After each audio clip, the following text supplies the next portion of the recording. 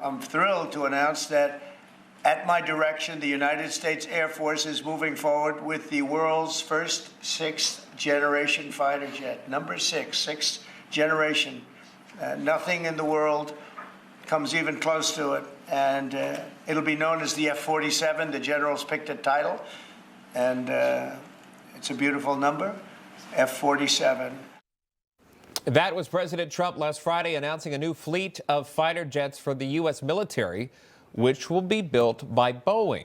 The Associated Press reporting the final price tag for the new fighter jets will be in the hundreds of billions of dollars. Meanwhile, the New York Times is reporting that Russia, China, and other European nations are also working on sixth-generation jets for their respective militaries. Air Force Chief of Staff General David Allvin was front and center at last week's White House announcements, and we're pleased to have him join us on the show.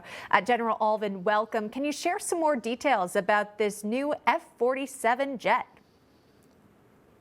Well, thank you, Sean and Emma. It's great to be with you this morning. That was a great day standing there in the White House with the President and the Secretary of Defense. I want to thank both of them for their unyielding support of our military and our Air Force.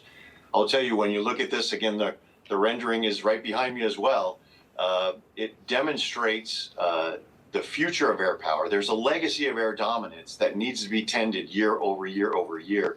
And as we look into the future, this F-47 is going to enable us to have the continued air dominance that, frankly, the nation relies upon us for. Yeah, you know, in growing up, just, you know, someone that obviously that has not served it, you grow up as a little boy, we love fighter jets.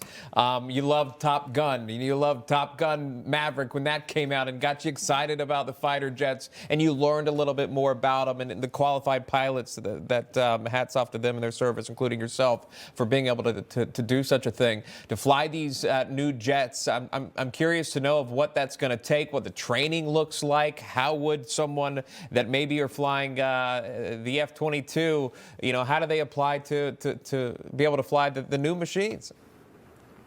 I'll tell you, it's exciting. Yeah. We're going to have to beat them back at the door because everybody's going to want to jump into this new airplane. It is a platform, it is a system, and it's frankly like stepping into the future, because not only will it have advanced capabilities and be the most survivable and the deadliest that we've ever seen when it comes to air superiority, but it is allowing us to enter a new phase where it will also control unmanned platforms. You know, we call them drones, but don't think of a drone like a small quadcopter. Think of it like a small fighter plane that will be unmanned, but the pilots will not only need to know how to operate their platform, but they will be controlling unmanned platforms around them. So it's a new dawn, a new era for air power into the 21st century, and this is going to lead us there. And I got to tell you, there's more pilots lining up at the door to do this than you can imagine. Wow. I knew it. I knew it. I do believe that. Yeah. I do. And now's the time for it, right? Because you're thinking about our adversaries, including China and Russia, watching very closely. How does this compare even to some of the military equipment they might have? Well, thanks, Emma. And you mentioned in the opening there that there are other countries and our allies that are looking to advance into sixth generation, this next generation. It is amazing what our American ingenuity and spirit and know-how has done to deliver this platform. But you're right, the threats are taking notice as well. And when we say as our mission of the United States Air Force that it is air power anytime, anywhere, that anywhere has to include in the most densely defended threat environments, because our president has said it's peace through strength. And the strength is our ability to get anywhere we need and put a warhead on a forehead if the president asks. And if we can do that, then we can deter those wars, which is our ultimate aim.